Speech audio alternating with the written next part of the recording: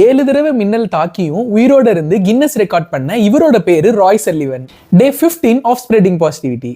உங்களுக்கு எப்போவாது எனக்கு மட்டும்தான் எல்லா பிரச்சனையும் வருது அப்படின்னு நெகட்டிவா தோணுனா இந்த ராயோட ஸ்டோரியை கேட்டதுக்கு அப்புறமா டிசைட் பண்ணுங்க. ஒரு மனுஷனை ஒரு டைம் லைட்னிங் ஸ்ட்ரைக் பண்றதுக்கான ப்ராபபிலிட்டி 1 out of 15,300 அப்படின்னு ஒரு ஸ்டாட்டிஸ்டிக்ஸ் சொல்லுது. ஆனா இவரை இதுவரை 7 டைம் லைட்னிங் ஸ்ட்ரைக் பண்ணிருக்கு. அது மட்டும் இல்ல, 8வதா இவரோட ஒய்ஃபுக்கு இவரோட பேக் யார்ட்ல இவர் ஹெல்ப் பண்ணிட்டு இருக்கும்போது இவர் ஒய்ஃபை ஒரு மின்னல் தாக்கிடுது. சோ எல்லாரும் வழக்கம் போல இவரை ஸ்ட்ரைக் பண்ண வந்த லைட்னிங்னா தவறுதலா இவங்க ஒய்ஃப் மேல பட்டுருச்சு அப்படின்னு கன்ஃபார்ம் பண்ணி இவர் கூட வெளியே போறது, இவரை மீட் பண்றதையே ஸ்டாப் பண்ணிடுறாங்க. அது மட்டும் இல்ல, 7வது வாட்டி இவரை மின்னல் தாக்கியல பயந்து போய் இவர் காருக்கு ஓடுற வழியில ஒரு கரடி துரத்த ஆரம்பிக்குது. கையில இருந்த வெறும் குச்சியை வச்சு அந்த கரடி கூட சண்டை போட்டு உயிர் பொழைச்சிருக்காரு.